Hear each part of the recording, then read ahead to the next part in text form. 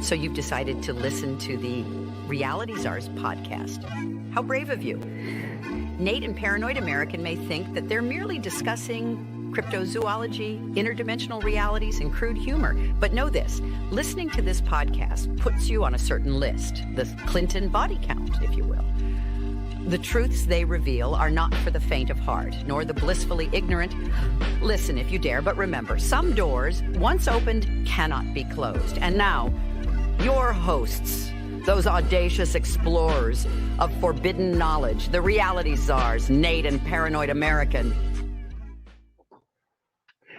And we're live. Welcome, everybody. This is the Reality Czars podcast, and we are hosts tonight, Nate and Thomas, the Paranoid American. Not the paranoid motherfucking American? Yeah, I was being. Yes, it is the Paranoid motherfucking American. That is his actual title. Okay, now we can start. We are honored to welcome Howdie Mickoski to the show. Welcome, sir. Thanks, Nate. And I think you are the first person in the last 2 months to have said my name perfectly correct. So, bonus. Well, that's an honor. So, sir, thank you so much for being here. Everyone should know who you are, but do you want to do a little quick tell folks who you are and what's the best place to find your work and support you? Oh, okay. Well, I guess the simple answer for anyone who doesn't know who I am is I'm a philosopher, I guess, would be one classification of it, a historian. I've written several books that would be classified as extremely controversial. The latest, I guess, the one we're going to talk about most will be Exit the Cave, Ending the Reincarnation Trap, which is I've developed over 30 years of time, which a life that came out of some very difficult trauma and challenges, eventually went through a number of different stages to lead me to a very Gnostic, Cathar-like viewpoint. And that Cathar-like viewpoint can be seen as a very negative, pessimistic view of the world, almost like a very Schopenhauer-like view of the world. But actually, I think it's very optimistic because the underlying principle for me, once you've destroyed all of the delusion, is something quite amazing, which is the truth of what you are. So I think it's a great journey for those that take it. But your beginning of this little podcast, in that opening, you mentioned that some doors, when they're open, can't be closed, and that's a very important comment, I think, to make, and certainly going into this discussion we're going to have, because some of the things I say, if it's new to some people, it will feel very challenging.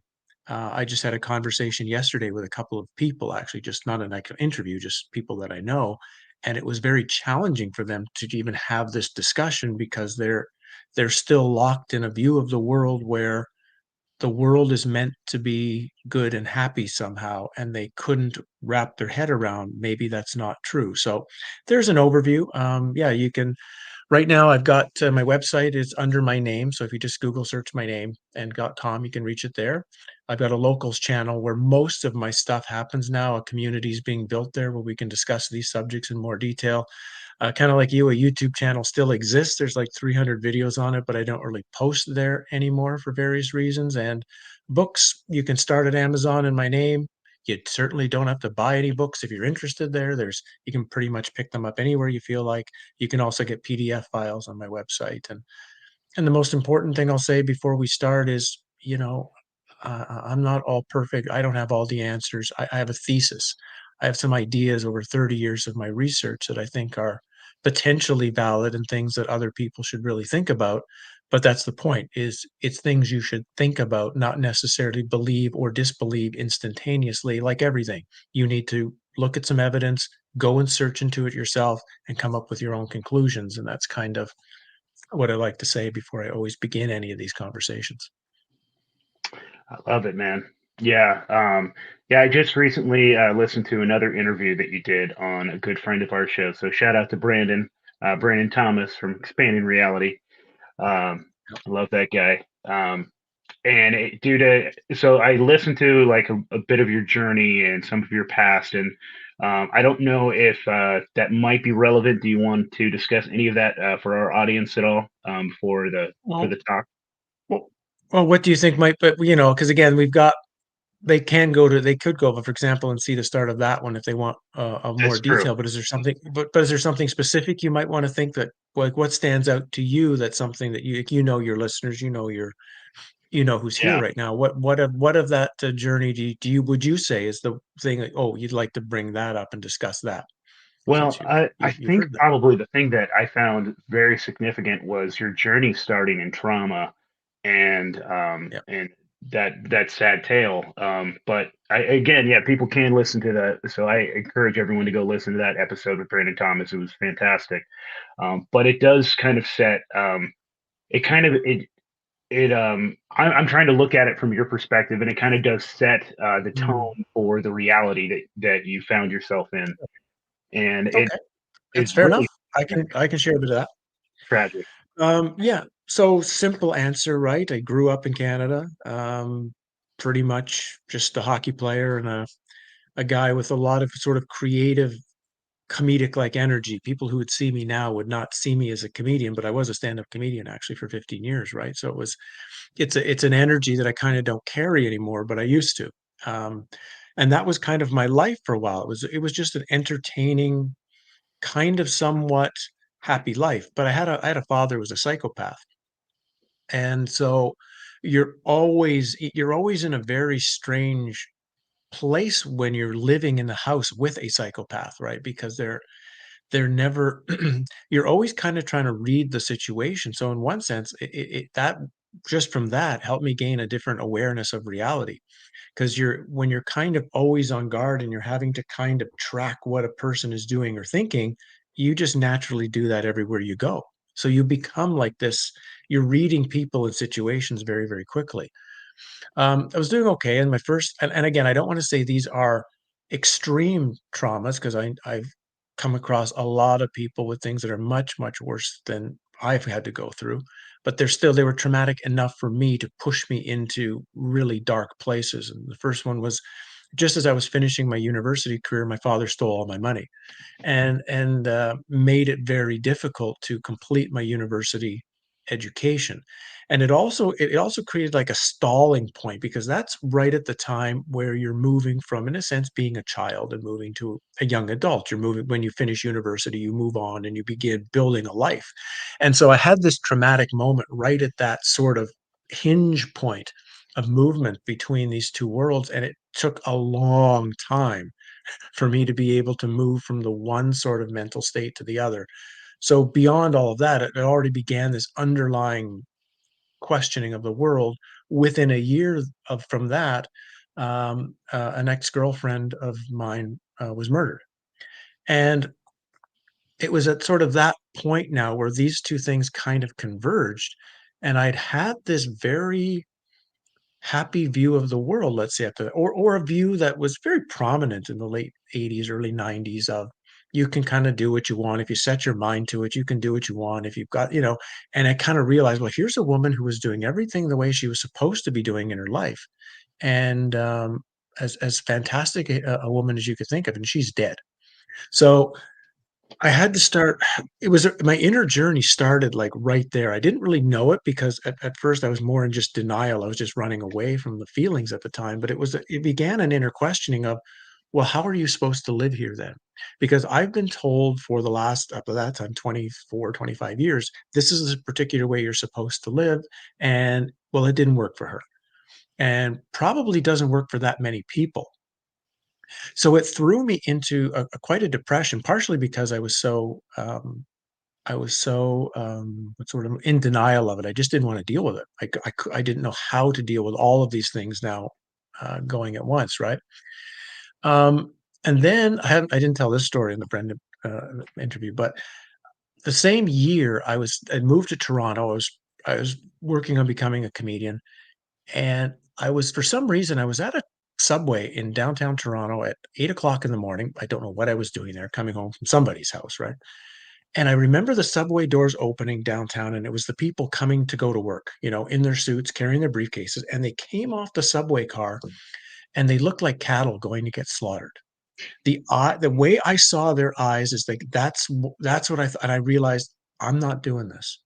There's no way I am going to just become cattle going for the slaughter for the rest of my life. So I also said, well, I have to reject standard. I didn't know why I was rejecting the standard reality, but I just said I don't want to be them.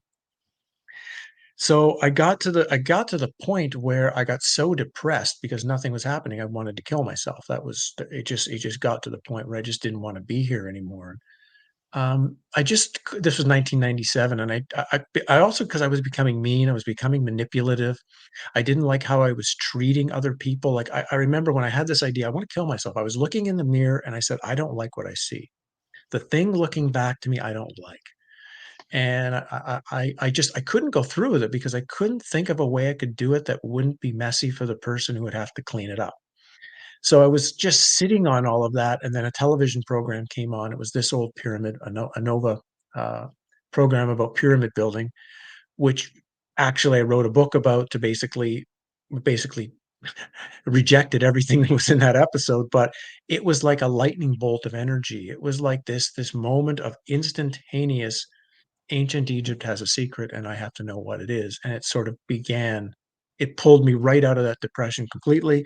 I was, I had, I almost didn't have to sleep for a long, long time.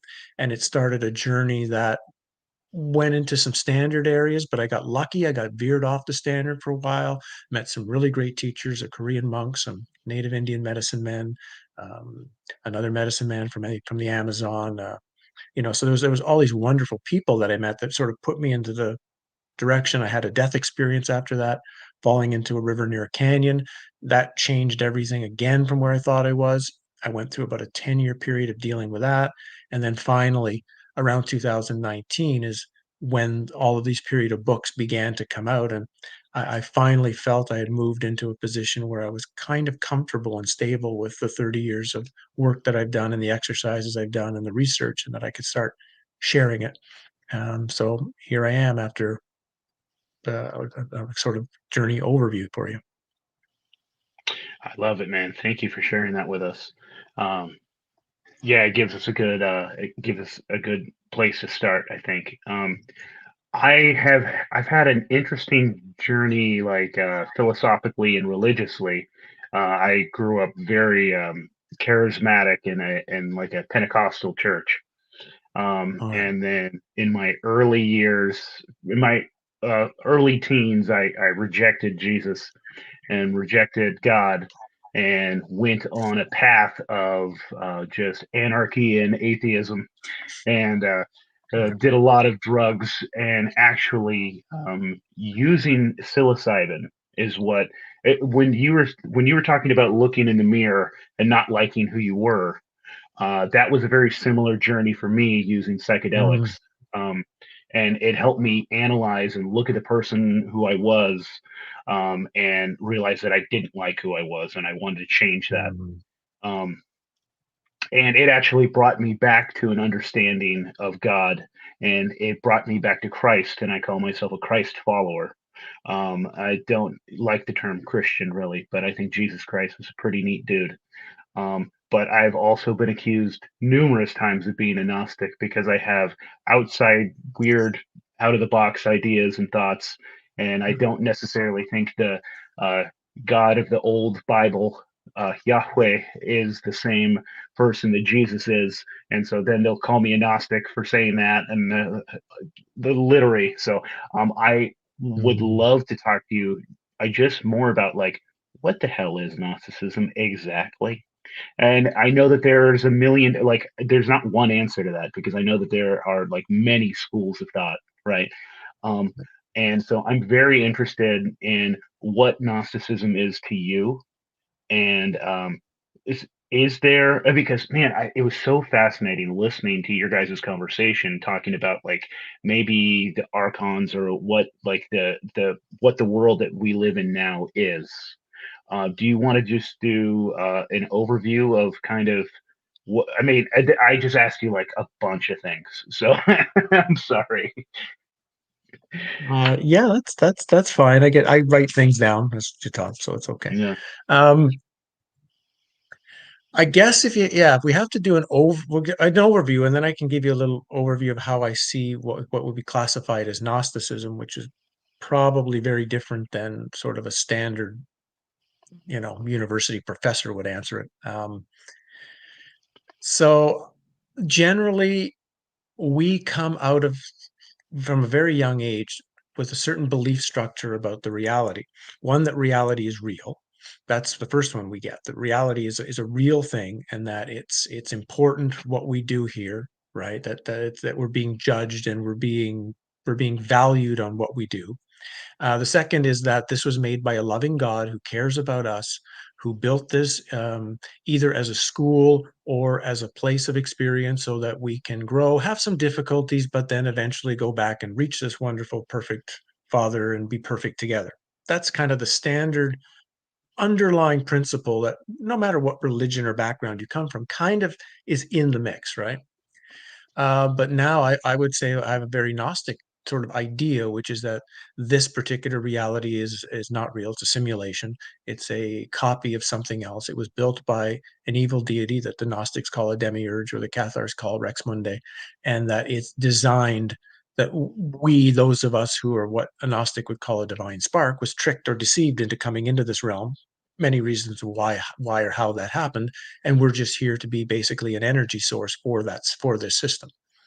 Um, and it sounds pessimistic on the surface, but the point being is twofold. One, that while reality is false, this whole entire reality is false, including the thing that we see in the mirror is false. There is something that is true, and there is something that all of this is based upon. So it's beginning to separate false from truth is one of the main elements of it, and then it's seeing that there is something that is actually real. The Gnostics call it a divine spark, which is it's more than even a soul. It's something that's it's the celestial element that is here. So that's the overview. So what is Gnosticism?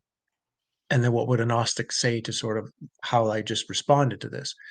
So Gnosticism is a word that was made up by the early Catholic Church, Christian Church, Catholic Church, I guess you would call it, Church of Rome. Let's use the correct terminology. Made up by roughly the Church of Rome and the early fathers in places like Alexandria, for groups of people, mostly in Egypt, who were working through documents and gospels that eventually were rejected by the Church of Rome when they built the New Testament in the Council of Nicaea.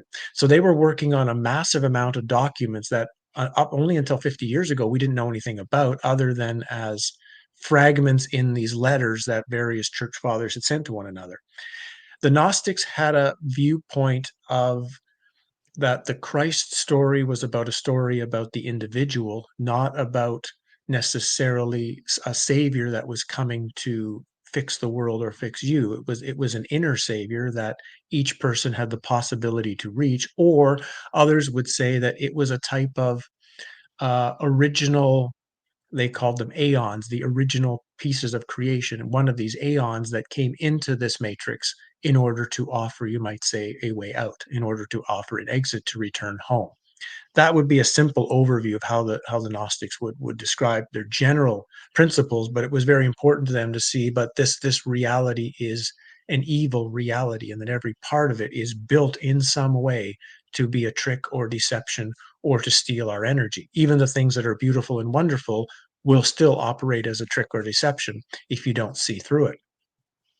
That, of course, traversed through many different traditions over history, assuming history is true. As you know, I wrote the book Exposing the Expositions that questions history completely and anything that has to do with timelines. But assuming this is anywhere close to true, well, you've got elements like the Bougainville's, you've got elements like of course, the Cathars in southern France, and that's quite a story. Which for me, I don't know if you've seen my 11-part series that I did on YouTube on all of the stuff on southern France and Cathars and Templar Knights and the Christ story, and because I think there's a reason that the Church of Rome wanted to kill off this group of basically vegetarian, pacifistic, nature-loving people, and it wasn't, why would a group like that scare the Church of Rome? Well, it would scare them if they actually had the original teachings of this Christ figure and they were actually living them as they were supposed to be taught. That would be very dangerous to this other entity that had been changed everything to foster itself rather than an original message, right? So you go through that. Even I've realized that the group known as Quakers, they have a lot of Gnostic things sort of within their tradition. So these things kind of built for a long, long time. But then there's been an anti-Gnostic tradition, which you might almost call a control um, tradition. So this was where it kind of gets a bit challenging. Where I think of a Gnostic we're here today, because we're talking thousands and hundreds of thousands of years ago. We've got a simulated reality, which is, basically almost like a video game that's been built. But then the video game itself has a second layer of deception in it where these outside forces, which to the Gnostics would be called archons, we'll call them manifestations of the demiurge. And these archons have actually now manifested into material reality, in essence, to build all of our systems, government, religion, education, the commercial system, everything has been actually built by archons as a secondary deception. So it becomes challenging as soon as you start telling someone, well, you need to start going through lies, you need to start going through deception. There's so many different layers you can hit.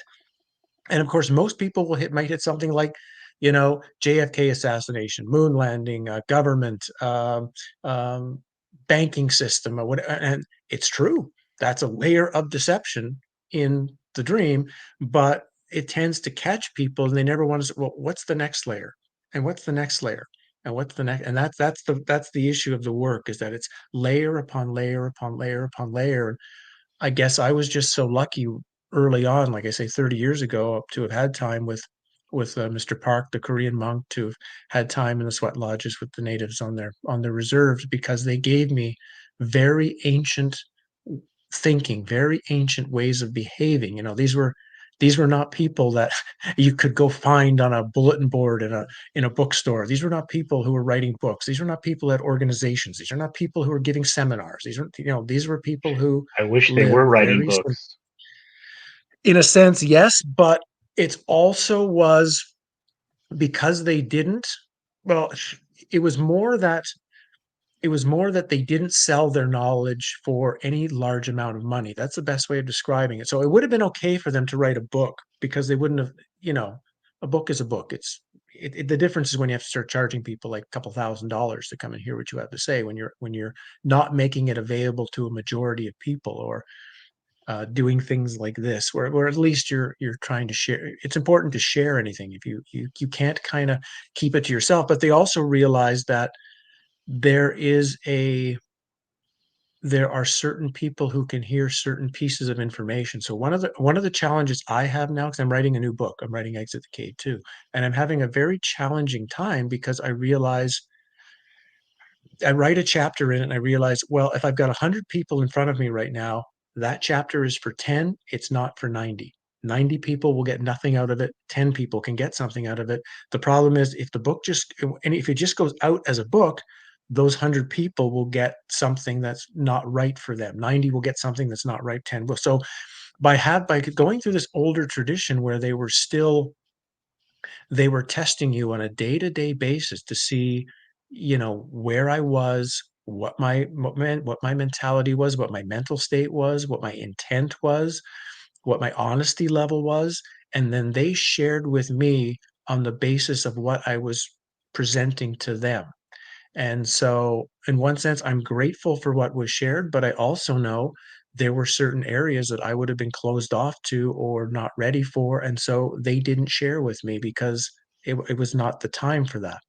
And so I learned so much from them, because, yeah, as soon as and this is particularly the Native Indian tradition, especially the Native Indian medicine people, was that um, if you will call it overcharging for your help, in a sense, they consider, in this case, healing or help to be a gift from, like, the creator. That's how they see it, right? And if they don't treat it as a gift, i.e., try to use it for their own importance, they'll lose the gift. And so that was a very powerful message that I got. Very, very. I remember one time I had, because I always bring stuff. They never ask for anything from you, but you have to you do have to show that your thanks. And sometimes I would bring groceries, or because these guys they hadn't money, right? They barely eat. They've got a family of two of them that barely eat. So I would bring groceries. Or I remember one time I brought one of them, I gave him like $20 or something, 20 or $30. I didn't have a lot of money either. I was almost broke all the time of my life. But I had some money. So I gave it to him. And as soon as I gave it to him, he called somebody on the phone. The guy came over in 3 minutes and he just gave him the money. And I know he needs it, but he just gave it away. And like, why are we doing that? Oh, my cousin, he's in tough shape. He needs some money right now.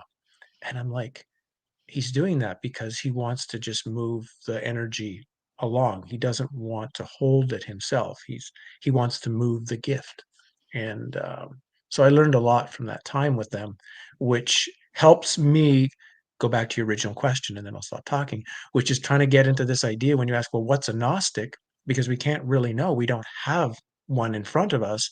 It was part of the reason I did my journey the way I did was, if I want to understand the ancient world, if I want to understand the ancient Egyptians or the Mayans or the Incas, who can I find? Who can I find today that is the most similar?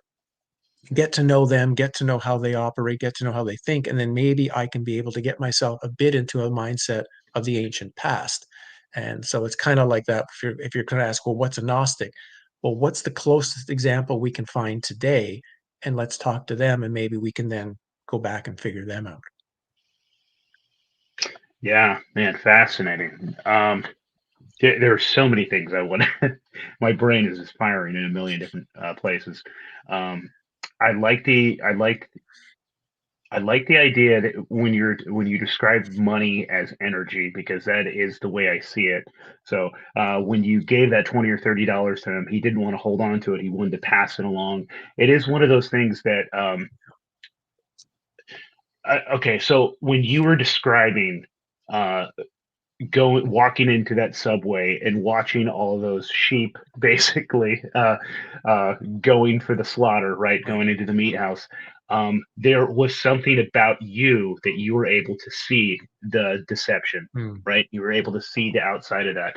And it's funny, the people that do see this place for what it is, and this materialist view that has the realm that we're in, money is absolutely necessary to function in this realm. But it's a falsehood, and it's kind of disgusting. Like, I hate the idea of money. Or just I hate that I have to use it, Yes. this whole concept, because it kind of dirties you. And it was just fascinating, Yeah. he needed it himself, but he was like, the first thing he Yeah. did was just pass it along, because it's not necessarily that money is evil, but it's like holding on to this physical realm is evil. And like I don't know what it is, like, so just being greedy and being too in this place. Yeah, I mean that's what Well, the Bible's, I yeah, guess. it's a very challenging subject, and it's something that the spiritual community tends to ignore, right? They like to not talk about that subject. Um, and unfortunately, you and I still live in a world where we don't gather all of our food from outside of our door. We have to pay somebody for certain parts of it. So unfortunately, like you say, we're in this realm of it. But eagles don't need money, trees don't need money, deers don't need money, right? They live and they function within the environment as it pertains, and they have in a native Indian village, they they work together as a functioning unit in order for survival, in order to properly survive. And what's so interesting about these ancient, well, it's just something we've missed. That is okay. Yeah, it's a simulation. It's false, but there's ways you can operate in the simulation that makes it a bit easier. There's ways you can function here where you suffer less. Let's put it that way. I consider this place just a suffering pit of hell, and that's all it really is. But you can operate in ways where you suffer less. Okay. So one of them is that we've lost all of the feeling of value with anybody. Like, if you were in a small village, even a small village, never mind a native Indian, even a small village or something, and you were the one who made the shoes, every single person in the village shoes you made. So every single person who walked by you would in some way be thankful to you for the shoes that you had on, just like they maybe were the ones who baked the bread. So the reason you had bread is because of them. There would be this interactive automatic appreciation of everybody because one, you not only know who they are, you know what they've done for the entire community and are doing it constantly. Someone can say, well, the person gathering water from the river, that's not a very exciting job. Yeah, but if they don't do it, nobody has any water to drink. Every job becomes actually important and valuable and appreciated by everyone in that. And we've lost that. No one knows who, you don't know Major Shoes. You don't know who, you know, we don't know anybody who did anything anymore. Even if you pass them on the street, we've lost that interconnectedness within the realm, which automatically, in a way, reduces the suffering because you are then right away, you feel no matter what you're doing, you feel I'm appreciated for it. And that feeling of value is one of the big, as cities grow and grow and grow, people's value go less and less and less. So where do they turn? They turn to items and objects that make them try to make them feel better. Okay? Drugs, pharmaceutical drugs, alcohol, tobacco, whatever. Anything that will get them to not have to sit still and feel the loneliness or the emptiness of life as it is right now. Now, that's not necessarily a bad thing. I wouldn't tell anybody, hey, I feel empty and lonely. Actually, that's good because it can say, okay, don't hide from it. Sit still, sink into it, and ask, well, what is that? What is that experience? And more importantly, who is having the experience? We just assume, we say, I am lonely. Well, who is the I that is lonely?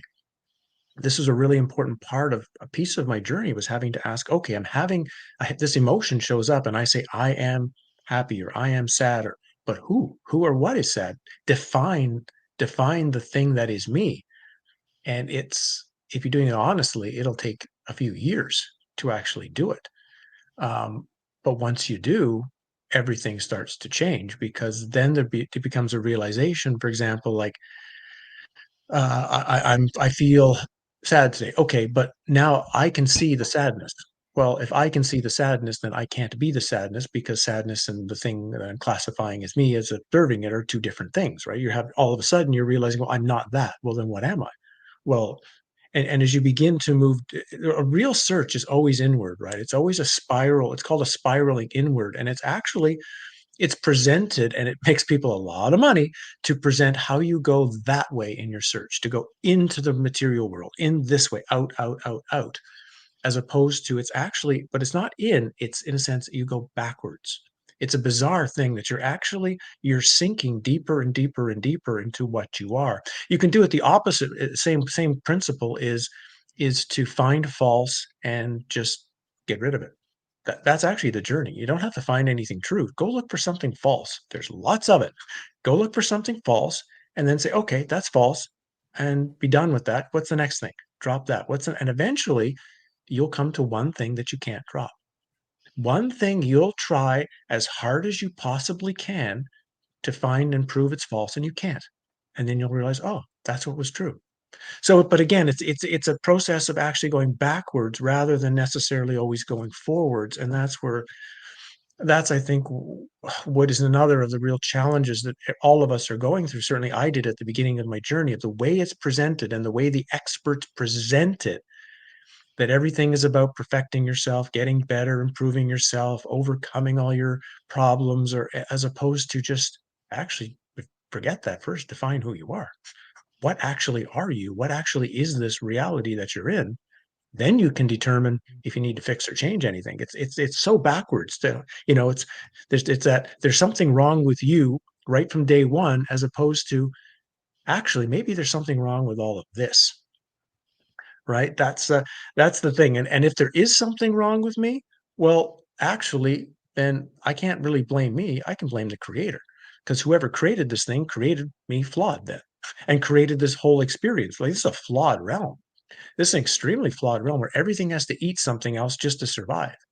The level of suffering that's gone on in the last minute of all the worms that have been eaten by birds, all the insects that have been eaten by frogs, and every one of those things that have been eaten and died, they suffered while they were dying and being eaten. It was not a fun experience for them. That's the realm we live in, moment by moment by moment, constantly. That's a sick setup. Like, this is a really sick setup when you become honest with it. And therefore, I would have to say, I didn't set it up that way. I didn't set up an insane world. That thing set up an insane world. So actually, you're the one that should be getting some judgment in a sense, not me. So therefore, when someone says, okay, you find out you're in an insane world, then what? Well, just be sane. Decide then that you personally are going to be radically sane. You are going to get to the depth of your sanity, and then it doesn't matter if the rest of reality is insane. You yourself are literally being like a beacon of light, in a sense, in the darkness. That's the best way to deal with an insane world, is just to become so clearly sane within, and that's a journey in itself. Oh man, that's powerful. I want to go back to what you were talking about a I think moment your ago buddy when you has were a talking. question.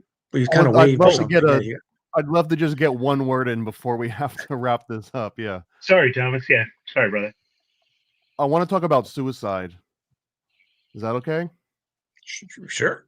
Talk about Because anything. when you mentioned that the Cathars did something that were scaring the Roman Church and that they had to suppress it, what stands out to me is that the Cathars had this concept of Endora, which was basically suicide is an acceptable practice, which goes counter to almost every other religion that I can even think of, from Abraham or not.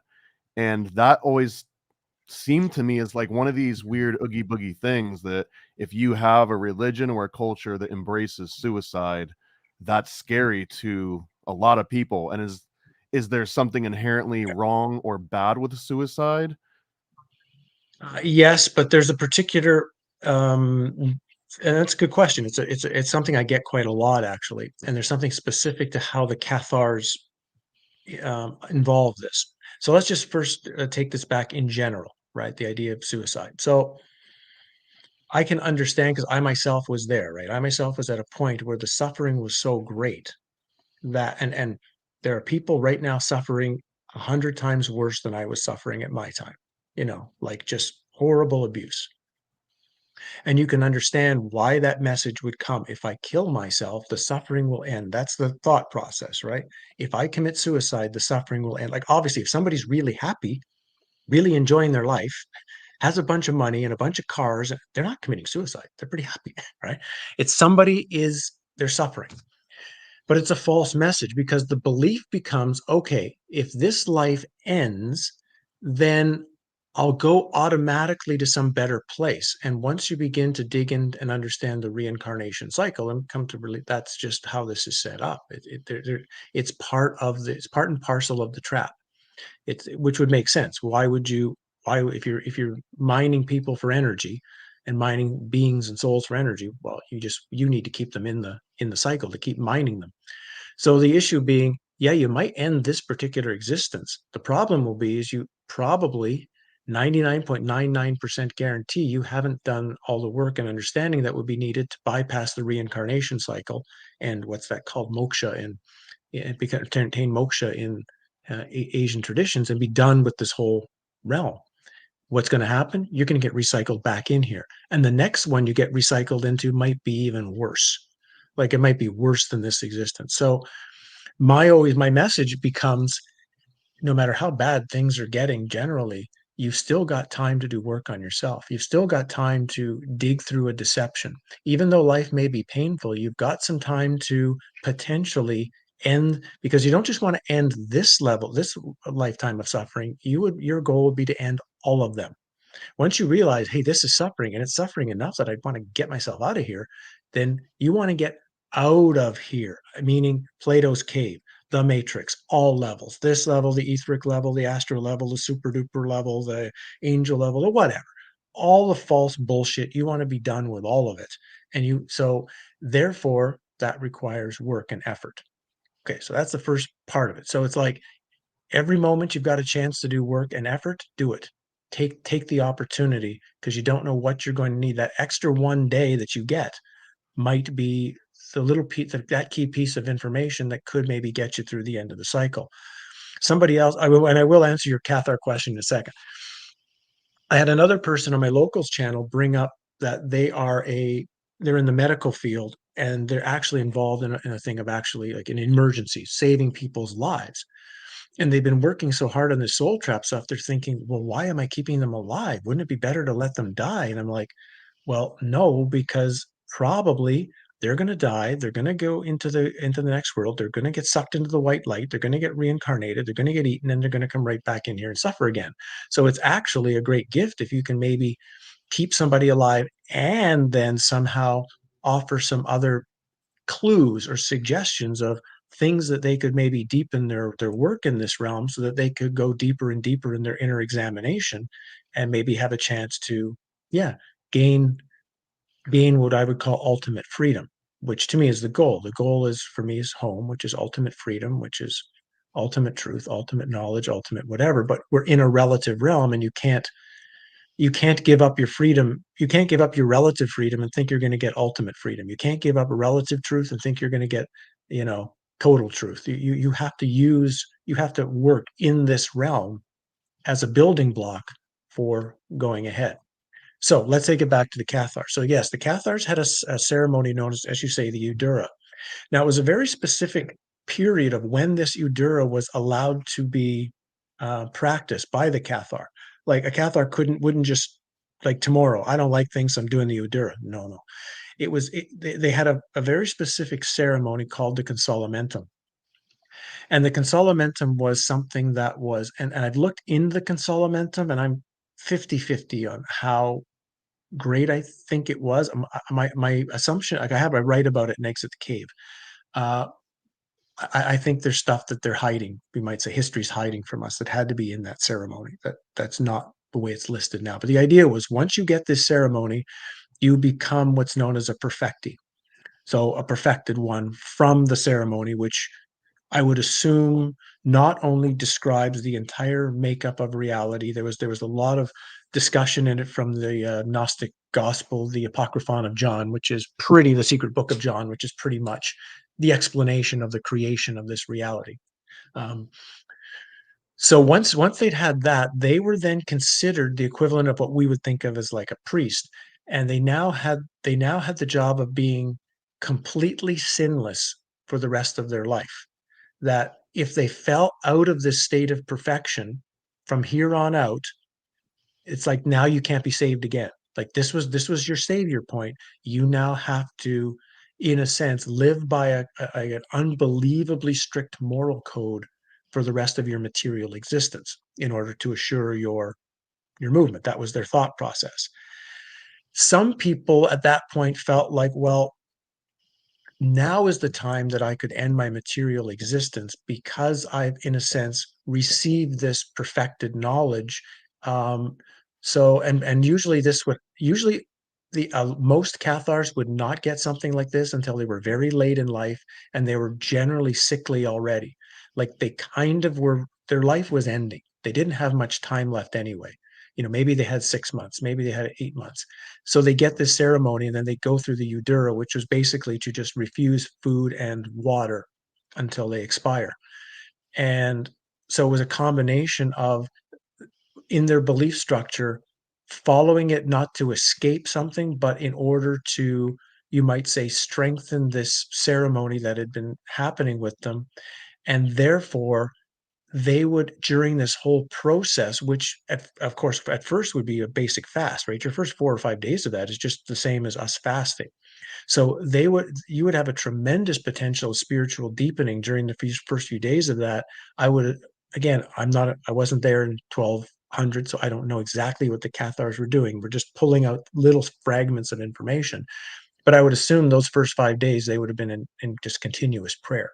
That's all they would have done, right? They would have prayed for 5 straight days, and they would have attempted to deepen the knowledge that they had. And then at that point, just allow themselves to, in a sense, dissolve themselves from reality. So it's slightly different from the way suicide is normally presented, which is in a type of escape from the reality. They got to the point, and I still, do I agree with it? Do I not agree with it? That's a really tough call for that point of it. But that's a pretty unique scenario compared to if we're talking about that term for the way it's normally presented, then it's you're taking a pretty big risk that you think you're going to actually end your experience of suffering just by ending. Like, I guarantee if I had done it when I was thinking about it in 1997, I'm recycled back in here, guaranteed. I'm Does that carrying mean we enough are in guilt, enough school? shame. Because we What's started that? out saying most people are taught that we're just kind of in this big school and you have to like pass a bunch of tests in order to Right. make it out and get the passing grade. But it sounds like that's kind of what we're describing here. Like if you commit suicide, then you're just holding yourself back and you got to start back over and go back through school again. So are we back in Well, school not now? really. Well, no, not really, because that in itself, it's not like there's a checklist.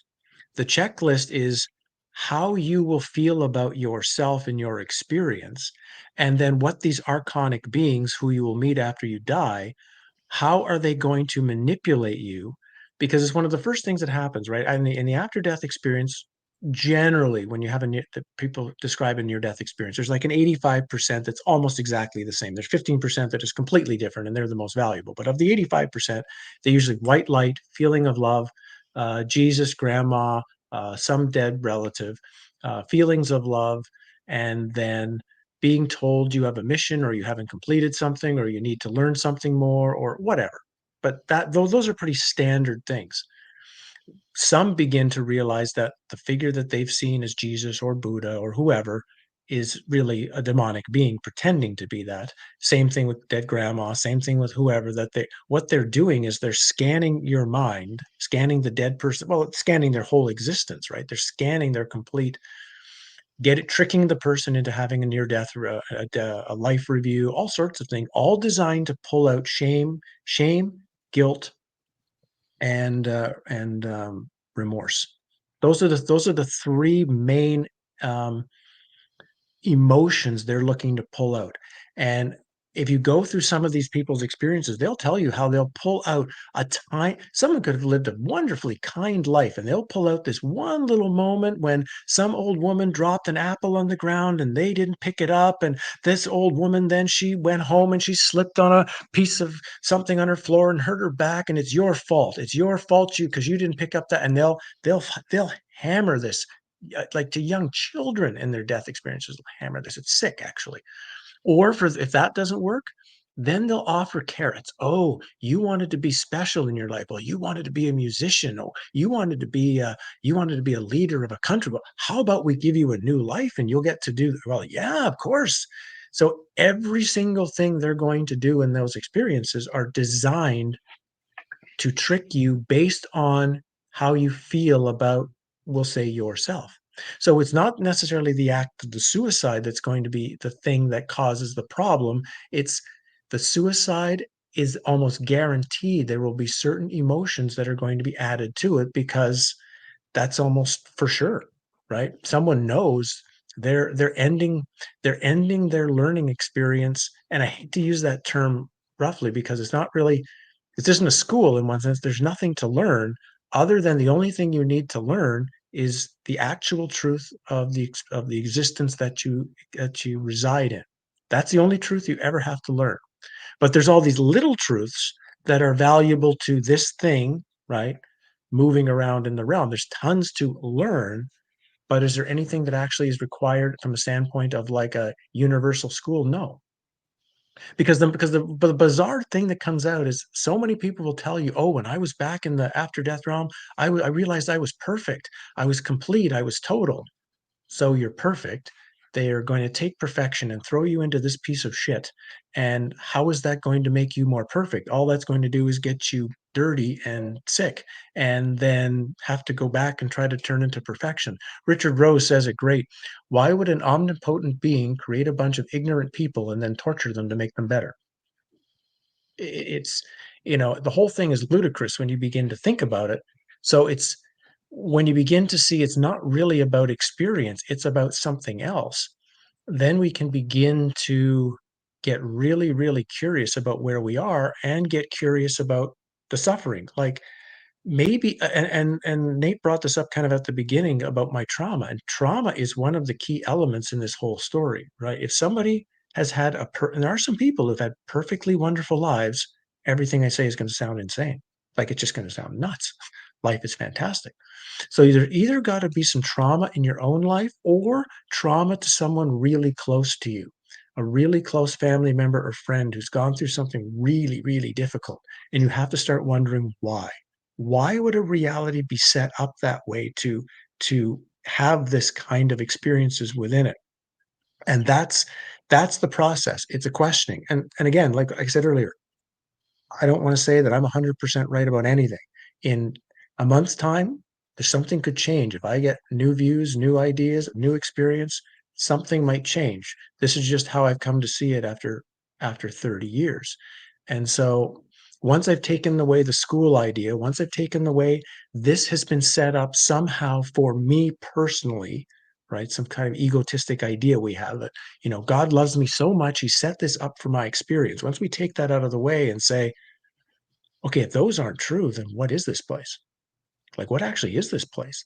And obviously, like anyone who comes to one of your channels, probably they know they're looking to two things. They're coming to this kind of podcast. One, there's more to this reality than they've been told. So that's sort of like the paranormal side, the whether you want to go into all of these strange things that from time slips to UFOs to, strange creatures. I mean, it's just different than we've been told. The other side of it will be people who come to see there's something wrong with this world. Like this whole world is screwed up. It's just wrong on every level. Either way, the question has to become, okay, why is the world has so many of these strange layers to it that generally the whole reality wants to ignore? Like these things are obviously true, right? These we'll call them paranormal elements, whether they be ghosts or Sasquatches or they're all true on one level. Well, why are they here then? What's the purpose? And why is everything trying to hide it? And on the other side, it's like, well, this is so screwed up. How is that even possible? How is that even possible that, you know, it's like what's the George Carlin line that um whoever the creator was should have been fired a long time ago. Like if this was a job, like this person would have been fired. That they would have been guaranteed. Like this is terrible work. You don't know what you're doing. Bring in somebody else who knows what the hell they're doing. And so I've come to flip that around, and I see actually this creator knows exactly what it's doing. It's built an insane reality because that insane reality gives them the energy that it wants. Once you begin to see that it's actually perfect. From the standpoint of insanity, this is perfect. And that was one of the big changes I had to make in my life was as soon as you see the world is insane on some level, your natural tendency is I need to fix it. I need to do something to fix it. It's wrong and I got to correct it. And it never gets corrected. People will put in 10 or 15 years, they get burned out, nothing changes, and they wonder, well, what was the point of that? Now I've come to see that reality is insane. It's always been insane and it always will be insane. Instead, now I put the focus on myself and my own personal sanity and a small group of people in my environment or a small group. I found that when you work with some people that live in your small vicinity together, you can have tremendous transformation and tremendous change and go to tremendous depth. But as soon as you try to push out farther and farther and farther, that energy gets weakened and weakened and weakened and actually doesn't have the same kind of value if you just say, I'm going to turn that focus to here. And um and being of value, I think that's very, very important in this reality, is to feel that you're doing something that's valuing, whether it's the world or nature or animals or people. That because once one thing I've gained, guys, in the last number of years now is an incredible empathy for this place. Like, yeah, it's insane, but I have tremendous empathy because I know how much suffering everyone's going through. I mean, never mind just thinking, okay, what's happening in the Middle East, the suffering that everyone's going through there, but I mean, just the poverty, the the abuse, just the kind of stuff that's humans, then animals, what kind of abuse and pain and suffering are they going through? Even the nature around us. So everywhere I go, I have like this just incredible empathy. And I know I can't change the whole thing, but maybe with this one animal, or maybe with this one person, or maybe in this one area, you can do something that makes it a little bit better, allows them to get through another day a little bit. So I think that that becomes, at least for me, part of the work, which is not just to work on the exercises that are needed to end this end this experience, because this is it. This is it. I'm done with this one. I'm not coming back for this ever again. I'm done. I'm going home. And I'm making sure every check mark on that list is check marked off, guaranteed. Um, but until that time, it's like, well, I can still be of some use to share ideas like this, or um, maybe help alleviate something suffering a little bit, so that they make it through another day easier. And that's kind of where Do you have any I've got to. obligation? Like if you have the ability to get 10 people back on the right track, then is there no Mm. obligation at the end when they're like, go back into the light or escape this realm? If you escape this realm, then you don't get to save 10 people that maybe you could have saved, right? Actually, I would think of it, that's how normally one would think about it. But when you think about it, that I'm an energy source, I'm a battery while I'm in here. So the matrix is stronger with each battery that's here. So every time a battery is able to say, I'm leaving, actually you're helping everyone else, because the system is one battery weaker. The system is closer and closer to collapse. And really that would be the great thing, is if you think of this as a computer. I mean, this is the amazing metaphor when I've started to realize this. If we think of reality as a like a computer program, and you think of the massive, not just this reality, but all the levels of the matrix that exist in this, all the multiple parallel realities, and I mean, the amount of energy that would be required to keep that running is staggering. And I've learned that the matrix itself is getting bigger. It's constantly getting bigger and bigger and bigger. So it needs more and more and more energy. And it's ingenious but sick to have made the characters in the video game be the ones that generate the power. So you don't need an external power source, you just need the system to keep running. So, from the system's perspective, the AI that runs this thing just needs the system to keep running. And if people are wondering, well, what's going on in the world now? Where are we headed? Well, my feeling is this simulation is coming to an end. I don't mean the matrix is coming to an end, which would be great for all of us. If the matrix just ran out of power, well, we would all the souls would, we're not trapped here anymore. We're gone. It, in a sense, that power source or that matrix is we're powering our own prison, you might say.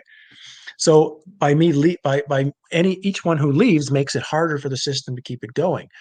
But the system is seeing it's running out of power. And what it's going to do is what it's done, I think, many times in the past. It's shutting down the simulation we're in, and it's going to be turning on a brand new simulation. And there's going to, what we're seeing now is the preparation, not for this long-term totalitarian control in this matrix or this simulation. It's we're setting up the next one, because it makes more sense to, rather than code a whole new equivalent video game from scratch, take an old video game and just start making changes. You only have to do half the work. That's kind of what they're doing. It's like they're going to take a snapshot, you might say, of a particular moment of this game, but with a whole new set of coding, boom, it becomes something else when they turn it on over here. And that's actually what's going on. We're getting we're getting the story of that this came out for quite a while. We're moving to 5D. We're ascending to this higher realm. We're going to be, and to me, D means depth. We're going to be dropping another level into the quicksand. If we're in, first of all, they say we're in 3D, but where did 4D go? And then we're going to be in 5D. I don't want 5D. I don't want 4. But why not 1D, which would be oneness? Why wouldn't you be going that way and moving closer to totality? Why do you want to go deeper into the matrix? See, so there's going to be so many tricks set up for the new simulation, either through hope, fear, whatever, to move all the souls into the new one. The good news for all of us is when that switch point happens, for a little moment, for a second, like the power is down. The power will go off in one, the power goes on in the new one. In that gap is a great opportunity for anyone who truly has the intention of what I call it going home, has that opportunity to do that. And if your intention is really, really strong and you've done what you need to do, which is figure out the truth of the realm and yourself, your opportunity in that switch moment is magnificent. So I think even though we're in unbelievable difficulty, and this simulation is going to get way more chaotic, way more crazy, way more messy, but it's also the greatest opportunity any of us could ever hope for. The speed right now that people are gaining knowledge of themselves and knowledge of what the reality is unlike anything we've seen in like 50 or 100 years, right? I mean, the speed people are going now for possibility is, and it's going to continue. The I've seen people do in 3 or 4 months what normally takes 3 or 4 years. Something about the speed of what's going on now, the energetic, I almost call it like an energetic crushing that's going on here, is in one sense, it's pushing a whole lot of people just into almost compliance and into just what's the word I'm looking for? Into a type of just complacency, just giving up. But a few people are using that squeezed energy to like drive them into new levels of understanding and seeing. And that's our great opportunity. Like it's a great opportunity right now for anybody who is going for ultimate freedom. It's like right there. It's right there. And we just have to be okay with, but all of that, all of this might get really nuts. But our job is to stay focused then on what's really important to us, not the craziness that's going to go around us. Yeah, the great deception. Yeah. Howdy. I know we said we're doing an hour, so man, we absolutely need to do a part two because we barely Yeah, scratched the surface. I have exactly. so many more questions. This was such a blast. I appreciate your time, sir. Um, Thanks. Yeah, I thought that was the idea too. A good idea when we had this was to have this conversation, and then now your listeners can sort of throw some questions to you and some ideas and subjects they might want to explore. And then, yeah, we come back in January, February, we do this again, and we can not only have some of your questions, but then some of the viewers who are listening and watching to this, and we can kind of you personalize it a bit to your audience. I love it, man. Howdy, tell our audience one more time. Best place to support your work, best place to buy your books, all the good stuff. Yeah, first of all, I'm always thankful for anyone who thinks I have something of value to share and that it's useful to you. That's all I've ever wanted to be really is a value in some way, right? To the world. And okay, I'm doing it through some writing and some books. HowdieMickoski.com will get you to my website and you can look through the books and sample chapters and all sorts of things there. My locals channel is a great way to be a part of the community and share with other people who are involved in this kind of process. It's as cheap as can be. I think winds up being $3 or less per month, something like that. Like I've made it like as cheap as possible because again, it's this idea I want to make it so it's available for everyone. The YouTube videos are still there if if you want to go back and look at the last 3 years of stuff. But yeah, locals is where I sort of post my weekly things to everyone now. A lot of the stuff on locals is free, by the way. You don't have to pay at all to go there. You can sign up as a member. You get about half of it for free, half of it you don't. So again, just sign up. It's totally free if you're interested. Um, and then again, if for some people, if the book is a little too expensive, but you really want to exit the cave, it's available as a PDF file. You make a donation, and you can read it on your computer. Everything I've kind of wanted to do with this, I've kind of like, how can I, in one sense, like you say, how can I be supported? Because we all need to exist in this reality for now, but how can I have it so that if someone's interested in this topic, they can gain access to the information. So those are the places to go. And any bookshop anywhere in the world that you shop from, they would be my book should be somewhere in their system. So thanks, guys. I appreciate you inviting me on, and it's important because you're like guys like yourself, you've done a lot of work. You've seen a lot of stuff in your day, and so it's never feel concerned. Like if you're asking me, what do you think? Well, this is a pretty tough question, or oh, well, I don't know, it's fine. I mean, it's important. It's important to ask really important, about deep questions of people to see what are we going to say, how are we going to respond. So, like I said before, anybody saw this, you're welcome to ask anything you want, because I think that's important. Asking questions is a huge step forward to knowledge. It's not that you don't have let's leave it on this. It's not all of you. I mean, everybody. It's not that you don't have answers. You got answers. You got lots of them inside. What you don't have is the right question. As soon as you find the right, true question, like the question that is right for you, that's when your answers will start appearing. So it's not lack of answers, it's lack of questions. When you deepen the question, the answers show up. I love it, man. Thomas, is there anything you're promoting today, buddy?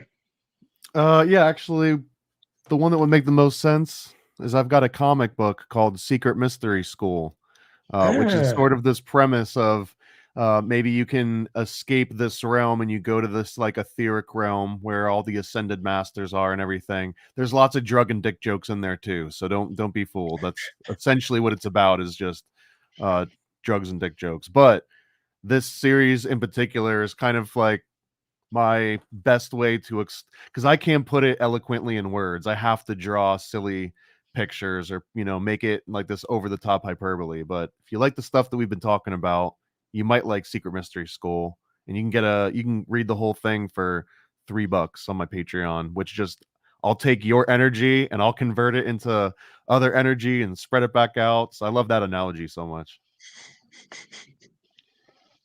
All right. Thank you, everybody. Thank you again, Howdie. We appreciate you, sir. You got it. Thanks, guys.